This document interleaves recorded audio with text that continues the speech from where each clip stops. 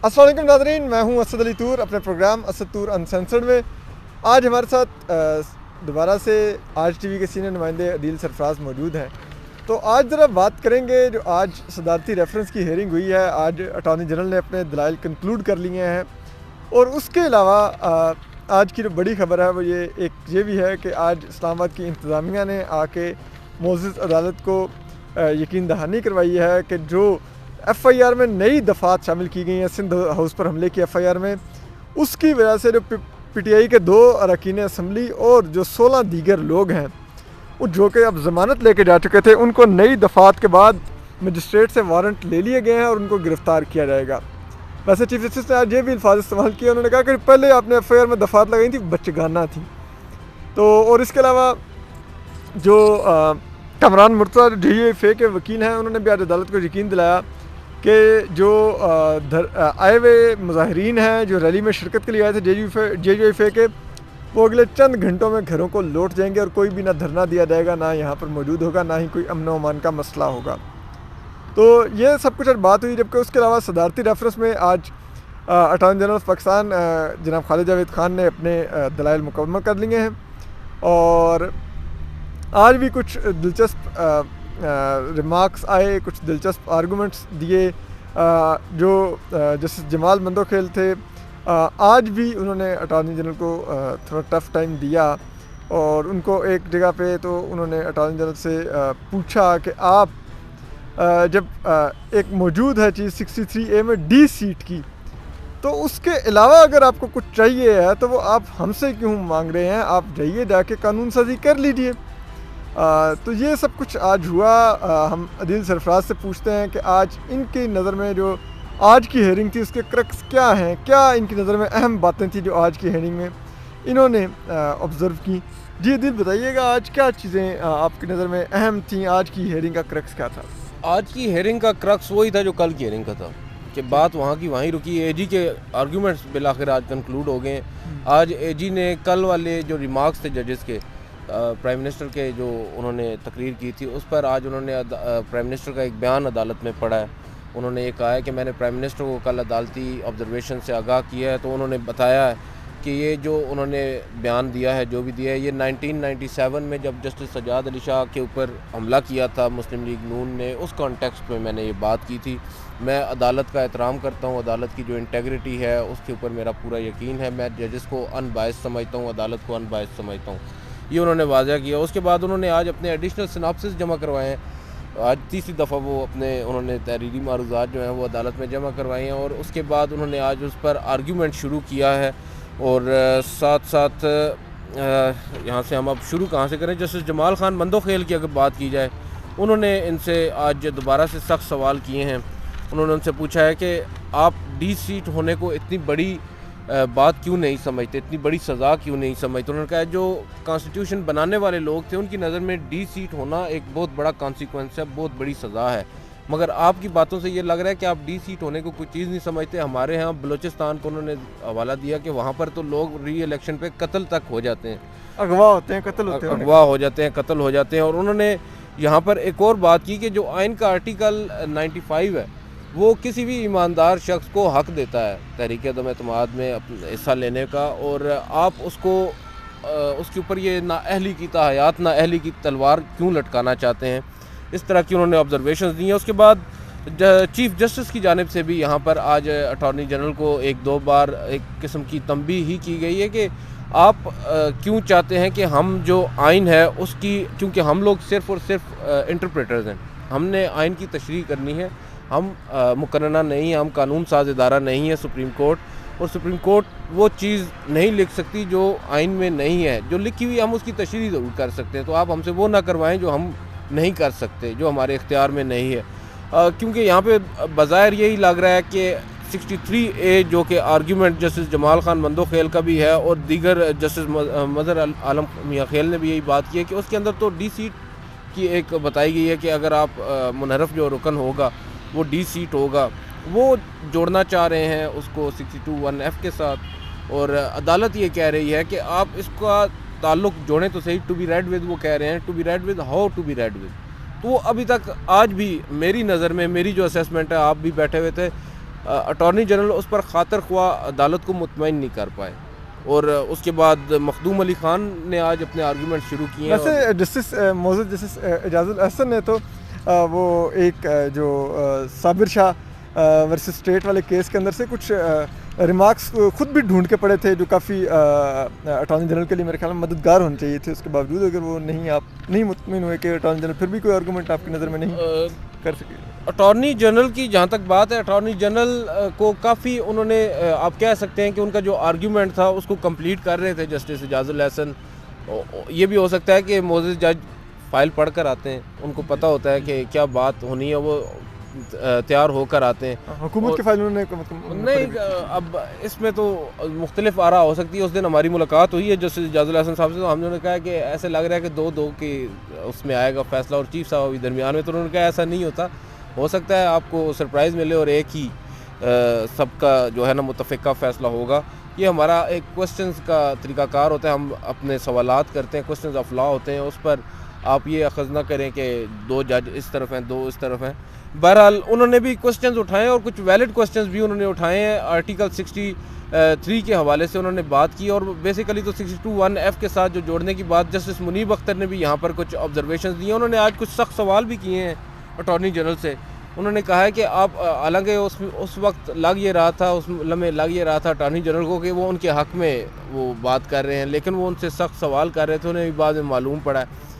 مجھے بظاہر جو میری آج کی اسیسمنٹ جو آپ نے پوچھا ہے، بظاہر یہی لگ رہا ہے کہ نااہلی تو آؤٹ آف کوسچن لگ رہی ہے اس وقت. اور دوسرا یہ ہے کہ جیسا ہے ویسا ہی رہے گا. ہماری کچھ وکلاء سے بھی یہاں پر بات ہوئی ہے، جو سینئر وکلاء ہیں، اس کے اندر رسپونڈنٹس بھی ہیں، وہ لوگ بھی یہی سمجھ رہے ہیں کہ یہ ریفرنس واپس ہی جائے گا.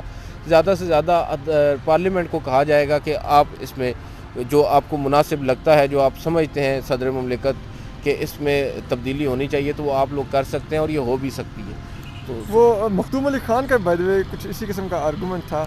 انہوں نے کہا کہ 97 میں ہونے والی 14ویں ترمیم کے بعد سے لے کے آج کے دن تک درجنوں ترامیم ہو چکی ہیں، لیکن کسی نے اس کے اوپر کوئی حتمی بات نہیں ایڈ کی. تو اور یہی جسٹس جمال مندوخیل کا بھی تھا کہ جب پارلیمنٹ نے کوئی حتمی بات نہیں کہی اس کے اندر، تو آپ کیوں چاہ رہے ہیں کہ وہ ہم کہہ دیں جو آئین نے نہیں کہا، جو آپ نے قانون سازی میں ایڈ نہیں کیا. ہاں، انہوں نے ایک جسٹس منیب اختر نے مخدوم علی خان سے بھی آج ایک وہی سوال کیا جو انہوں نے ان سے کیا تھا، منصور عوان سے، جو کہ سپریم کورٹ بار کے وکیل ہیں، کہ آپ یہ بتائیں کہ آئین کا کون سا آرٹیکل ہے جو حق دیتا ہے ایک رکن اسمبلی کو ووٹ دینے کا. تو انہوں نے یہاں پر بتایا کہ آئین کا آرٹیکل 65 جو ہے وہ اسے ووٹ کا حق دیتا ہے، جبکہ 66 کے حوالے سے بھی یہاں پر انہوں نے بتایا ہے کہ 66 سے ووٹ کا حق آئین اور پارلیمانی طریقہ کار سے انہوں نے مشروط یہاں پر کیا ہے. جسٹس منیب اختر نے بھی یہاں پر رولز کی بات کی ہے کہ رولز براہ راست ان پر جو ہے ووٹ کا اثر پڑ سکتا ہے یا نہیں. جسٹس مخدوم علی خان نے ان کو ہماری نظر میں بظاہر یہ لگ رہا ہے کہ کافی حد تک مطمئن بھی کیا ہے، اور انہوں نے اس بات میں آج واضح کیا ہے کہ جو آئین کا آرٹیکل 63 ہے اس سے نااہلی والا سوال پیدا نہیں ہوتا، اس سے صرف اور صرف 20 سیٹ ہونے کا معاملہ سامنے آتا ہے. اور انہوں نے یہاں پر ایک دو اور چیزیں بھی انہوں نے کہی ہیں کہ ایک میں سوری مس کر رہا ہوں یہاں پر ایک دو چیزیں ان کی. منرف انہوں نے کہا ہے کہ منرف جو رکن ہے اس کا ووٹ شمار ہونے سے نہیں روکا جا سکتا، اور بیسیکلی جو ان کا آرگیومنٹ ہوگا اب نون لیگ کا وہ وہی ہوگا جو ان کے اگینسٹ تھا، کیونکہ اٹارنی جنرل جو ہیں انہوں نے آرگیومنٹ جو کیے ہیں اس کے اگینسٹ آج جسٹس عمر عطا بندیال نے یہاں پر ایک بات کہی تھی. انہوں نے کہا تھا کہ ابھی تک ہمیں یہی بتایا گیا ہے، ہمیں سنایا گیا ہے کہ جو ڈیفیکشن ہے وہ ایک بہت بری چیز ہے، اس کی برائی میں ہمیں ہر چیز بتائی گئی ہے. اب ہم دیکھیں گے کہ آپ لوگ کیا کہتے ہیں، جو رسپونڈنٹس ہیں اور ان کی تعداد بھی زیادہ اور بڑے سینئر وکلاء ہیں ایک سائڈ پہ، اب وہ لوگ اس کے ڈیفیکشن کو کس طرح ڈیفائن کرتے ہیں، یہ ایک بہت بڑی چیز ہوگی. اور یہ اب کیس جو ہے وہ ایک قسم کی آپ کہہ سکتے ہیں ڈیفائننگ مومنٹ پہ آ گیا، کیونکہ آج بھی علی ظفر صاحب کو عدالت نے نہیں اجازت دی دلائل دینے کی. ان کو کہا ہے کہ آپ رک جائیں، ہم پہلے اٹارنی ان کو مخدوم علی خان کو سنیں گے، ان کو سننے کے بعد ہم کسی نتیجے پر تو پہنچیں گے، ہمیں پتہ تو چلے گا کہ کس طرف چل رہا ہے کیس، کیونکہ ابھی صرف ایک سائڈ کے آرگیومنٹس آ رہے ہیں. اور to be very frank attorney general کے آرگیومنٹس اتنے کنونسنگ نہیں تھے کل اور آج.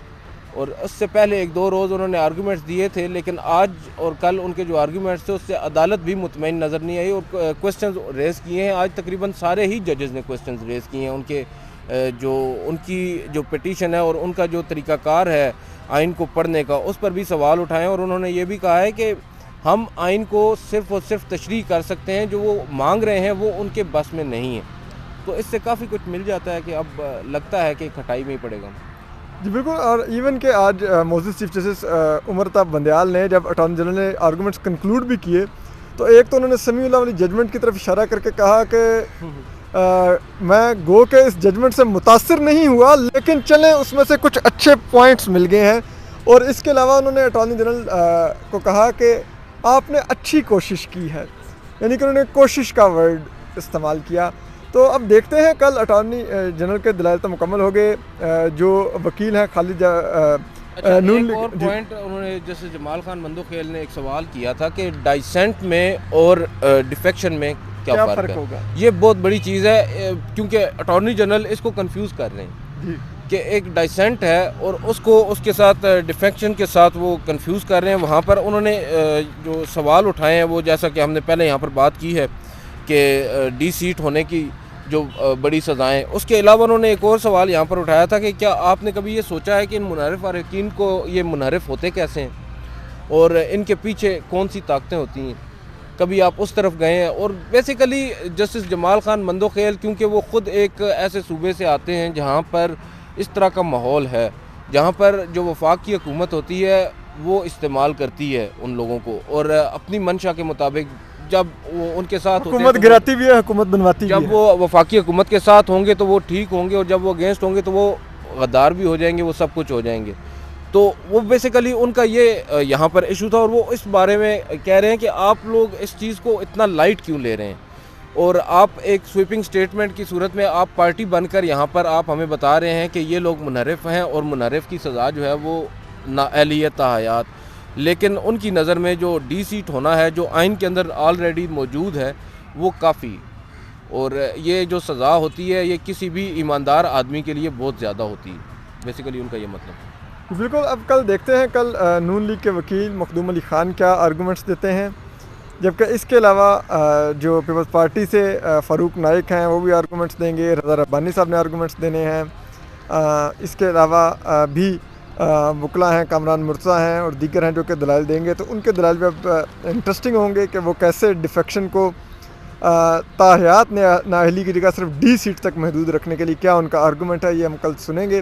اور کل اسی لیے معزز چیف جسٹس نے سماعت دن 11:30 بجے رکھی ہے، اور اب دیکھتے ہیں کہ کل کس وکیل کے دلائل مکمل ہوتے ہیں. اپنا خیال رکھیے، سلامت رہیے، اللہ حافظ. یہ جملہ اس کا مجھے بھولنا ہوا تھا. بتائیے آپ اگر کچھ ایڈ کرنا چاہ رہے ہیں. یہ اس میں وہ مخدوم علی خان نے یہ ایک بات انہوں نے بتائی کہ ڈیفیکشن جو ہے نا اس کا کلاز جو اوریجنل کانسٹیٹیوشن ہے 1973 کا، جو اوریجنل حالت میں جب یہ تھا اس وقت، اس کے بعد 10 سال تک ڈیفیکشن کا کلاز ہی شامل نہیں تھا اس میں.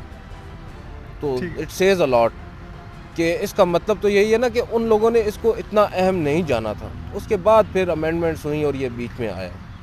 تو یہ کافی ان کا ایک آرگومنٹ تھا آج. جی تو بہرحال اپنا خیال رکھیے، سلامت رہیے، اللہ حافظ.